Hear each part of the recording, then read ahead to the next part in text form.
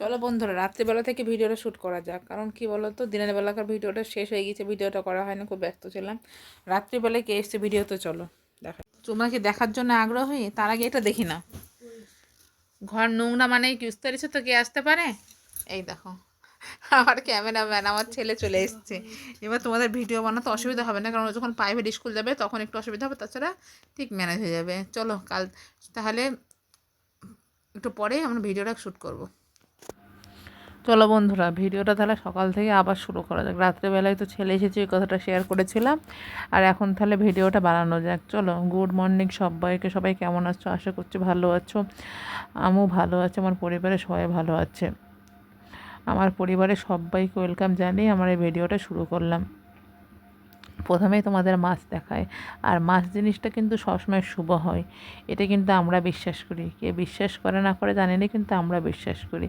আর তোমরা দেখতে পেলে গাছের পাতা পড়ে মাটিটা একদম পুরো ঢেকে দিয়েছে। এটা বট গাছের পাতা পড়ে মাটিটা পুরো এত ঢেকে দিয়েছে যে মাটি দেখা যাচ্ছে না। আর উপরে মানে গাছের মাথায় সব কুচি কুচি পাতা বেরিয়ে গেছে। বসন্ত এসে গেছে, তার মানে পুরনো পাতা ঝরে যাবে, নতুন পাতা গজাবে। আর ছেলেকে বললাম, বাটা মাছগুলো নিয়ে তুই যা, আর আমি আসছি। আমাকে মাছওয়ালাটা বলছিল বাটা মাছ নিতে হবে না, তুমি হচ্ছে রুই মাছ নাও। আমি বললাম রুই মাছ নেবো না গো দাদা, রুই মাছ কিনতে গেলে অনেকগুলো পয়সা লাগবে, আর অল্প পয়সাতে রুই মাছ হয়ও না। আর অল্প পয়সাতে কিন্তু বাটা মাছ ঠিক হয়ে যায়। বাটা মাছে অল্প দাম হলেও, বেশি দাম হলেও ছোটো মাছ তো পর্দা হয়ে যায়, সেই জন্য অসুবিধা হয় না। দিয়ে আমার ছেলে মাছগুলো বাড়িতে এসে ঢাললো। আমি বললাম তারা বিস্কুট নেবো, কারণ ও মুড়ি টুড়ি কিছুই খায় না, তো বিস্কুট না নিলে খুব অসুবিধা হয়ে যায়। তাই ভাটিয়ালা বিস্কুটটা বিক্রি করতে আসবে, কিন্তু বিক্রি করতে তারা আসেনি। দাঁড়িয়ে থেকে যখন দেখলাম ও আর আসলো না, তখন কি করবো, বাড়িতে এসে তখন ওই গামলাতে তো জল লোড করতে দিয়েছিলাম, গামলার জলগুলো ফুল গাছগুলো দিয়ে দিলাম। ফুল গাছগুলো যদি জল না দিয়ে, এখন যা রোদের তাপ পড়েছে, ফুল গাছগুলো অটোমেটিক মরে যাবে, শুকিয়ে যাবে, গাছে ফুলে হবে না। আর এখন আমাদের কাছে সাদা ফুলও হচ্ছে, গাঁদা ফুল গাছগুলো গাঁদা ফুলও হচ্ছে, আবার সাদা ফুলও হচ্ছে। আর কালকেও দিদুনের বাড়ি ছিল, দিদুনের বাড়ি থেকে ও দিদুন জামা প্যান্ট সব কেচে দিয়েছিলো। বিকালবেলা এমনি স্নান করেছিল, সেই জন্য মোটা মোটা জামা প্যান্ট শুকায়নি, সেইগুলাই আমি আবার এখন মেলে দিলাম। না হলে পরে রান্না করতে লাগলে বা অন্য কোনো কাজ করতে লাগলে তো তখন আর মনে থাকে না। যখন আবার ঘরে ঢুকবো কোনো কাজ করার জন্য, তখন আবার মনে পড়ে যে ওরে জামা কাপড়গুলো তো মেলা হয়নি। সেই জন্যে জামা কাপড়গুলো আগেই আমি মেলি, যদি মনে না থাকে তাহলে সেদিন পরে থাকলো জামা কাপড় ভিজায়। আর কিছু করার নেই, অন্য কাজে যদি মনোযোগ দিয়ে দিই তখন আর কাজ আর হবে না, জামা কাপড় ভেজে থাকবে, অন্য কাজ সব হয়ে যাবে। এই জন্য জামা কাপড়ের কাজটা আমি আগেই করি সবসময়। ঘুম থেকে উঠে আগে আমি জামা কাপড় মেলি, তারপরে গিয়ে অন্য কাজে হাত দিই। চলো, জামা কাপড়টা মেলা হওয়ার পর ঘরটা গোছাতে আসলাম। ওই পাকা ঘরটা গোছাতে এসে দেখলাম আমি ওই এখানে কম্বলটাকে পা দিয়ে লাথি মারলাম, কারণ কম্বলটা পায়ের এক জায়গায় ছিঁড়ে আছে, ওই জায়গাটাতে পায়ের সঙ্গে আটকে গেছিলো, সেই জন্য লাথি মারলাম। বিরক্ত লাগে, ছিঁড়ে গেছে কী করবো, কিন্তু এখন ঠান্ডাও না গরমও না। আমাদের এমন স্বভাব, আমার বিশেষ করে শীত হোক, গ্রীষ্ম হোক, বর্ষা হোক, আর গরম হোক, যাই হোক না কেন, গরমেও কিন্তু আমার কম্বল লাগে। তুমি দেখবে আমার এই ভিডিওটা, কম্বলটা লাগে, কি আর করবো, সেদিন এই কম্বলটা গুছিয়ে দিলাম। আর কম্বলটা আমাদের ঘরে ক্যাথা ছিল, কিন্তু অঙ্কুশ বললো মা ক্যাথা গায়ে দেবো না, ঠান্ডা ঠান্ডা লাগছে, তুমি কম্বলটা বের করে নিয়ে আসো। কম্বলটা তো মাটির ঘরে ছিল, টিনের ঘরটায়, যে ঘরটা সব বই টই থাকে বা জামা কাপড় থাকে, ওই ঘরটাই ছিল। আর এই ঘরটায় শুধুমাত্র একটা খাট, একটা সোফা, টেবিল আর শোকেস, আলনা, এইটুকুনাই আছে। যেটুকুনা আছে এতেই সন্তুষ্ট, কারণ মানুষ যেটুকুনা পায় তার চেয়ে সবসময় বেশি আশা করে। আশা অবশ্যই সবাই করে, আমিও করি। আমি করি না বললে এটা কিন্তু বহুত মিথ্যে কথা বলে। কেউ যদি বলে আমি এইটুকুনাতে সন্তুষ্ট, অবশ্যই সন্তুষ্ট, কিন্তু সেও চায় আমি আজকে এইটুকুনা করছি, কালকে যেন এর চেয়ে একটু বেশি করতে পারি। এটা মানুষ সবাই চায়। এটা কেউ বলতে পারে, কেউ বলতে পারে না, ওটাই কথা। আমি যেমন আজ চাই আমি আজকে দুটো মাছ খাচ্ছি, কালকে যেন ভাববো যে আমার স্বামী যাতে এত বেশি ইনকাম করে, আমি যাতে আরও ভালো করে থাকতে পারি, সবাইকে সাহায্য করতে পারি, সবার সঙ্গে সুখে থাকতে পারি, এটাই মানুষের কামনা করে। সে যাই হোক, অনেক তোমাদেরকে জ্ঞান দিয়ে ফেললাম।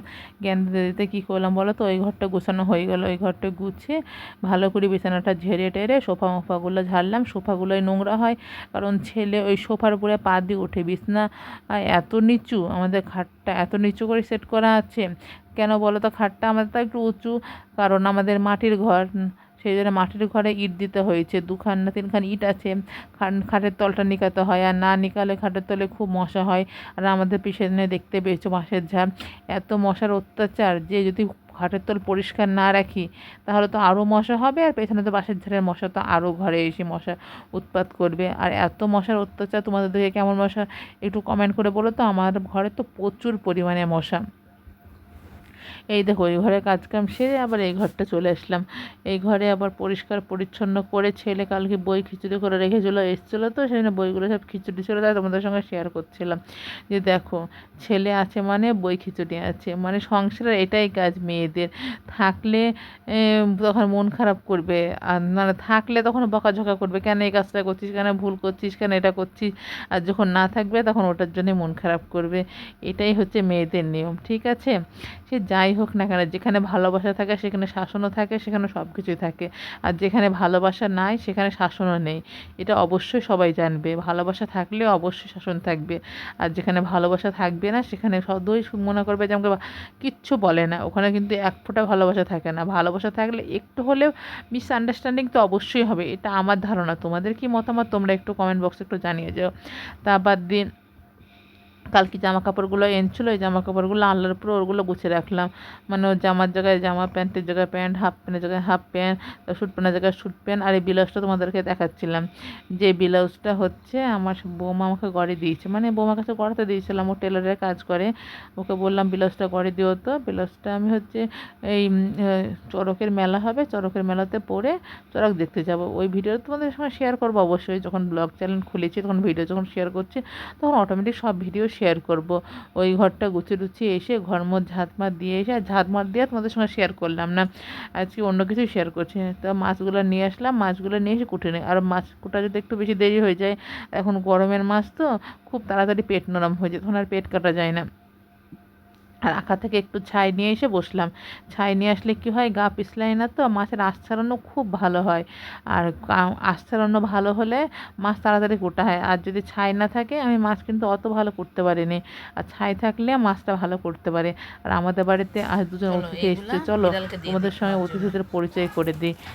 এইগুলা যেগুলা যাদেরকে দিচ্ছি ওই দুজন অতিথি। এই দেখো আমাদের বাড়িতে দুজন অতিথি, এরা কিন্তু যখনই মাছ কাটবো না কেন তখনই আসবে।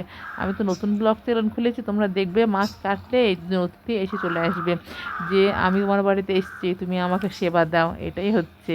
তখন মনে করে দেবে যে আমার বাড়িতে অতিথি চলে এসছে। আর আমার ছেলে টব আনতে গিয়েছিলো, কারণ ও একটা গোলাপ গাছ এনেছিল, সেই গোলাপ গাছে এখন কিছু পড়েছে না কি হয়েছে, গোলাপ গাছটা মরে যাচ্ছে। মানে গোলাপ গাছটা ছোটো গাছ থেকে এইটুকু লাগাতে হবে, আমাদের বাড়িতেও একজনের টব দিয়ে যায়, ওই টবওয়ালাটা আসছে না কেন বুঝতে পারছি না, সেই জন্য একটা টব নিয়ে আসলো, বলে রঙ করাম। সে এখন রঙ করতে হবে না, তোর কাল পরীক্ষা আছে, এখন তুই পড়তে বসগাম। তাই ও চা বিস্কুট ও মুড়ি খায় না, চা বিস্কুট খেয়ে পড়তে বসলো। আর আমার বাসন কটা মাজা ছিল, আমি বাসন কটা উপর করে দিলাম। যাই হোক আজকের মতন ব্লগটা এইটুকুনে রাখলাম, বাদ দিয়ে কাল দেখাবে।